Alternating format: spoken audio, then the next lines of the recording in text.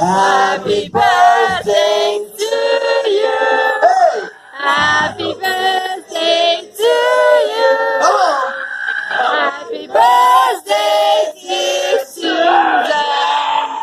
Happy birthday to you. Happy birthday, Susan. Woo! There's the vacation to save you some, Susan. Come on, stay here. Hello, everybody. Thanks for that. Look, you late nighters. Have to be after midnight for my birthday. My name's Susan, and I am legally blind.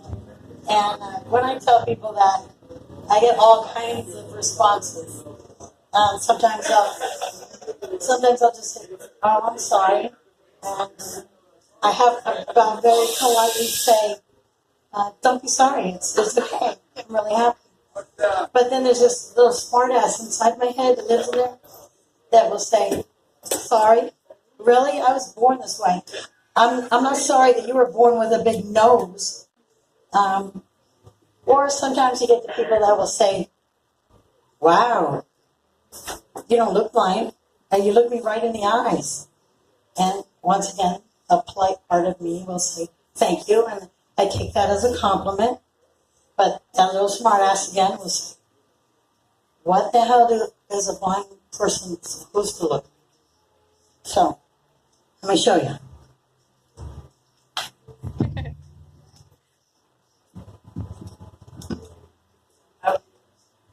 Okay, is this better? Is this what I'm supposed to look like? You know? Yeah. The worst kind that I run into are the people that see the cane, they see the glasses, and they just are so uncomfortable around me that they pretend I'm invisible, that I'm not even there. The other day I was going to the doctor, and I called the Uber guy and Uber ride, and there was like 3 different doors to go in. So he was really cool. He walked me in to the right door and walked me up to the reception desk, and I said, "Hi, I'm Susan Stearns." And the lady behind the desk takes the sign-in sheet and gives it to the Uber driver and says, "Does she have an appointment?" I mean, I'm standing right there. I mean, it's just crazy. But I hope that you guys aren't that uncomfortable with having a blind person. We're actually, everybody should have a blind friend.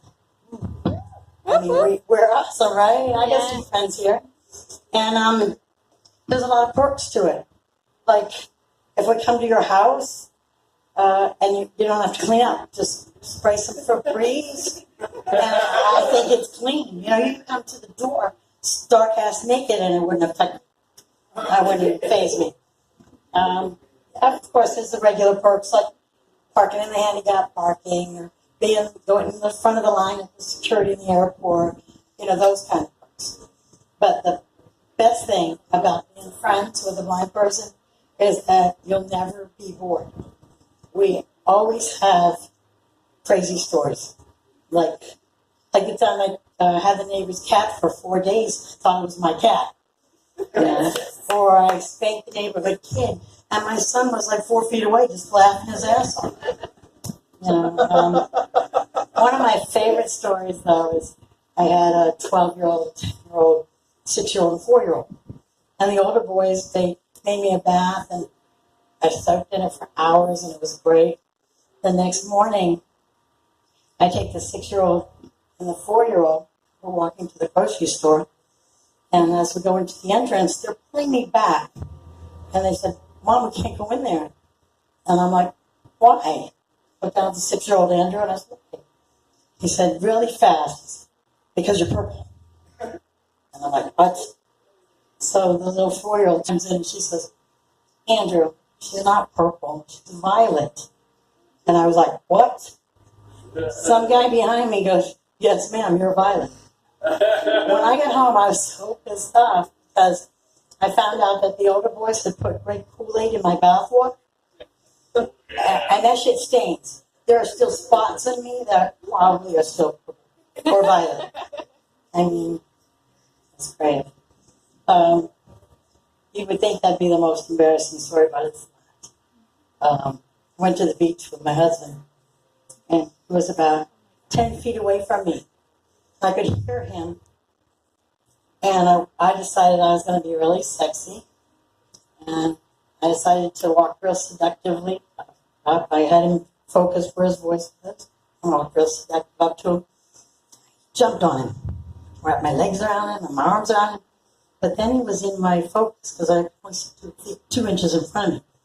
So when I looked at him, it wasn't my husband. And I just like let go, let my arms and legs go on the water. I didn't want to come back up. I was just so embarrassed. But I couldn't be mad at him because on the way home, I said, "Why didn't you stop me?" And he said,